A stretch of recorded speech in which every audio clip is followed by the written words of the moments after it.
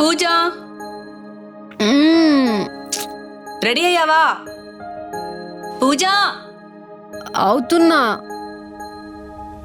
లేచి రెడీ అవ్వమని చెప్పానా? బబ్బబ్బా, ప్రతిరోజు ఇదే గోలా? టైంకి ఎప్పుడైనా లేచావా? ఈరోజు లీవ్ కదమ్మా. ఆ అబ్బాయి నేను ఇవాళ కలుస్తానన్నాడు కదే, ఎప్పుడు వెళ్తావు?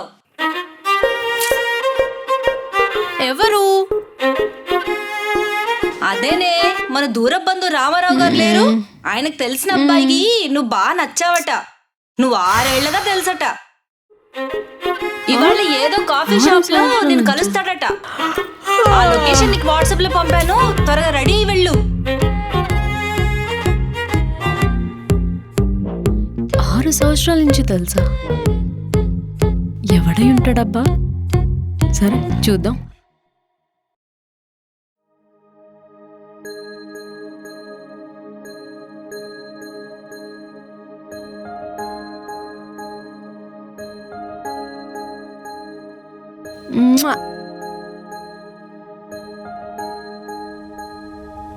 ఎవడై ఉంటాడబ్బా? చూద్దాం.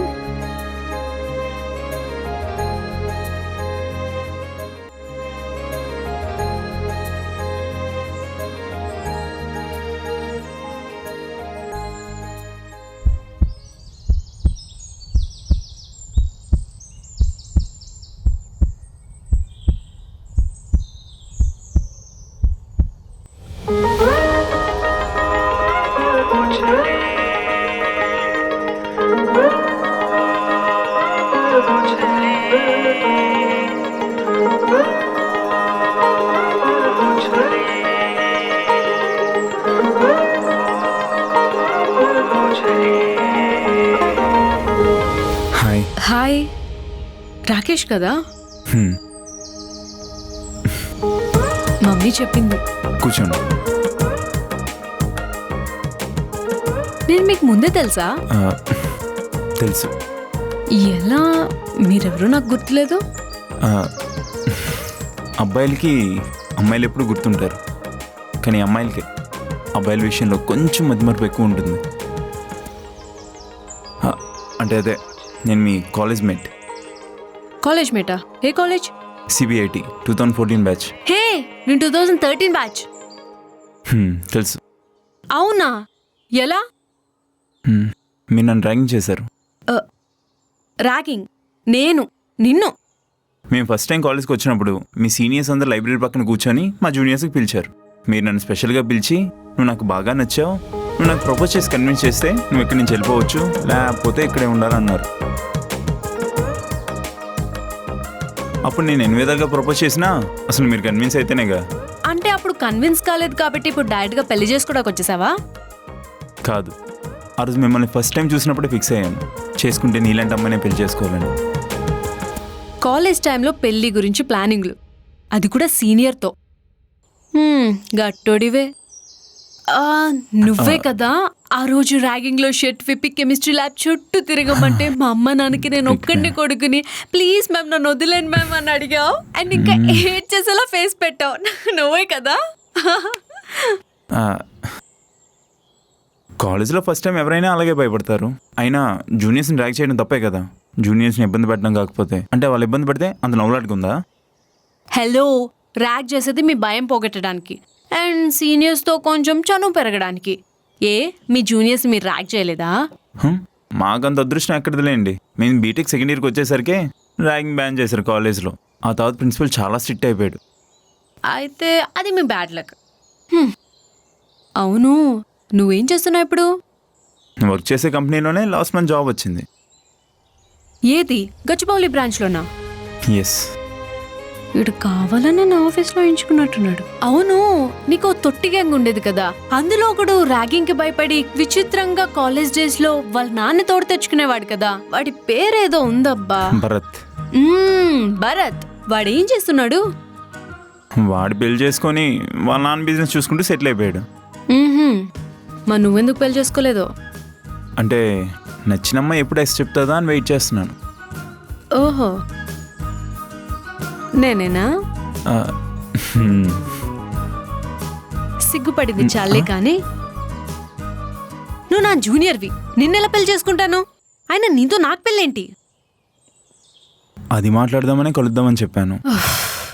అయినా మా మావి నీకెలా తెలుసు? అది పెద్ద స్టోరీలేండి. మీరు మీ ఫేస్బుక్లో మీ బంధువులు పెట్టిన ప్రతి పోస్ట్కి సూపర్ మామయ్య, సూపర్ బాబాయ్ అని కామెంట్ పెట్టేవారు కదా. నేను కూడా వాళ్ళకి ఫ్రెండ్ రిక్వెస్ట్ పెట్టి వాళ్ళు పెట్టిన ప్రతి పోస్ట్కి లైక్ కామెంట్ పెట్టేవాడిని. అంతే. ఈ అబ్బాయి కూడా కొంచెం మంచివాళ్ళ ఉన్నాడని చెప్పి నా మెసేజ్ రిక్వెస్ట్ యాక్సెప్ట్ చేశారు. మరి నేను ఊరుకుంటానా? వెంటనే నువ్వు నా కాలేజ్ మేట్ అని చెప్పి మా అమ్మ చేత మాట్లాడిపించాను. ఓరి దుర్మార్గుడా, వాళ్ళ పోస్ట్లకి లైకులు కొట్టేసి వాళ్ళందరినీ బుట్లో పడేసుకున్నావా? అంటే నా సోషల్ మీడియా పేజెస్ అన్ని ఫాలో అవుతున్నావా? నీ సోషల్ మీడియా పేజెసే కాదు, నేను బీటెక్ సెకండ్ ఇయర్ నుంచి ఫాలో అవుతున్నాను. అండ్ నీ బయోడేటా మొత్తం నాకు తెలుసు. ఏం తెలుసు? మీది ప్రాపర్ వరంగల్, కానీ మీ స్టడీస్ కోసం మీ పేరెంట్స్ ఇక్కడికి షిఫ్ట్ అయ్యారు. అండ్ మీ డాడీ గవర్నమెంట్ స్కూల్లో టీచర్. ఈ మధ్య ఎంఈఓగా ప్రమోట్ అయ్యారు. 60,000 వరకు శాలరీ కూడా వస్తుంది. మీ మదర్ హౌస్ వైఫ్. అండ్ నీకు బ్రదర్ కూడా ఉన్నాడు. తను ఆర్కిటెక్చర్ అండ్ ఆస్ట్రేలియాలో జాబ్ కూడా చేస్తున్నాడు. అండ్ నీకు బీటెక్ సెకండ్ ఇయర్లో రాహుల్ అనే అబ్బాయి ప్రపోజ్ చేశాడు. అదే నేను ప్రపోజ్ చేసిన 6 months తర్వాత. మళ్ళీ నేనెప్పుడు ప్రపోజ్ చేశాను అనుకోకండి, ర్యాగింగ్లో చేశా కదా. అదే తర్వాత వాడి బిహేవియర్ పెద్దగా నచ్చక వాడిని రిజెక్ట్ చేశారు. ఆ తర్వాత రఘు అనే అబ్బాయి ఫైనల్ ఇయర్లో పెళ్లి ప్రపోజల్ పెట్టాడు. అప్పుడే పెళ్లి చేసుకునే ఉద్దేశం లేక వాడిని రిజెక్ట్ చేశారు. మీరు క్యాంపస్ ఇంటర్వ్యూలో సెలెక్ట్ అయ్యారు. It's a great thing. ఆ తర్వాత వంశీ అనే అబ్బాయి మీ కొలీగ్ వాడిని ఇష్టపడ్డారు. వాడి ఫ్లర్ట్ చాలామంది అమ్మాయిలతో తిరుగుతుంటాడని వాడిని కూడా సైడ్ చేశారు. ఇప్పటికి 6 సంబంధాలు చూశారు. అందులో కొంతమందికి మీరు నచ్చలేదు, కొంతమంది మీకు నచ్చలేదు. అండ్ మీకు పెట్స్ అంటే చాలా ఇష్టం, అందుకోసమే జర్మన్ షెపర్డ్ని పెంచుకుంటున్నారు. And me favourite colour red. And మీరు జీన్స్, ఫ్రాక్స్, టీషర్ట్స్ ఎక్కువ ఇష్టపడతారు. I right? చెప్పింకా నేనేం చౌలీలు వాడతాను, నేనే లిప్స్టిక్ బ్రాండ్ వేసుకుంటాను, నా హ్యాండ్ బ్యాగ్ ఏంటి, నా చెప్పులేంటి, నా స్కూటీ కలర్ ఏంటి, దానికి ఎంత లీటర్ కొట్టిస్తాను, ఎక్కడ రిపేర్ చేయిస్తాను, నేను వాడే బ్రష్ ఏంటి, పేస్ట్ ఏంటి, హెయిర్ ఆయిల్ ఏంటి, చెప్పింకా. ఇంకా లిస్ట్ ఏమైనా ఉంటే చెప్పు. చెప్పమంటే అవి కూడా చెప్తాను. హే, నీకేమైనా పిచ్చా?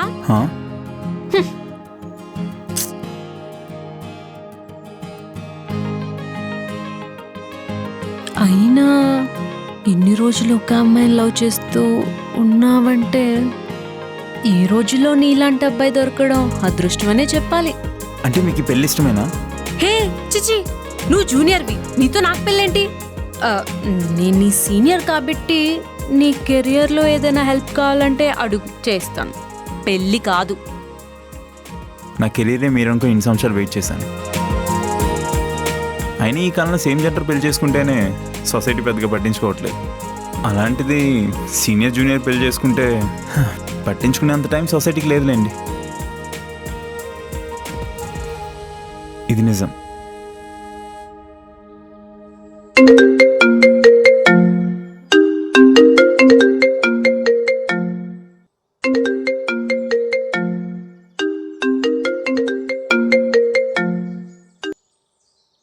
అమ్మా, ఏంటి అబ్బాయి నచ్చాడా? ఏంటమ్మా నచ్చేది? తన నా జూనియర్, నా కాలేజ్లో నాకన్నా చిన్న. ఏంటి నీ జూనియరా? ఆహా, ఇంకేంటి, నువ్వు చెప్పినట్టు నీ కంట్రోల్లో ఉంటాడు. ఓకే చెప్పేసాయి.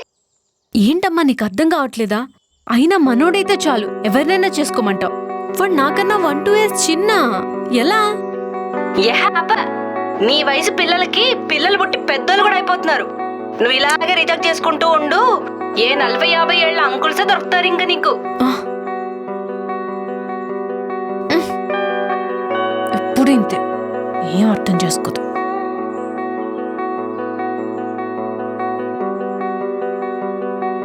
ఇప్పుడు వీడికి ఏ సమాధానం చెప్పాలో. మా ఫ్యామిలీ మెంబర్స్ అందరికీ నీ గురించి తెలుసు. నువ్వు నాకన్నా ఎల్డర్ అని తెలుసు, నువ్వు నా సీనియర్ అని కూడా తెలుసు. ఇప్పుడు మీ అమ్మకు కూడా నచ్చా అనుకుంటా.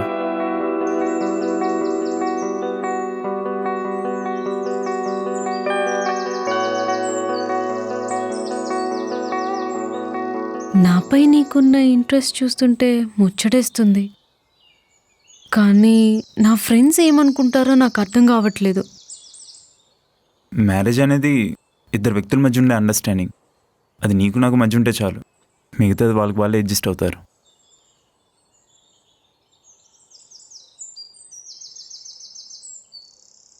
సరే, పెళ్ళయ్యాక నువ్వు నా జూనియర్ అని చెప్పకూడదు, నువ్వే నా సీనియర్ అని చెప్పాలి. వేరే వేరే కాలేజెస్ అనే చెప్పొచ్చు.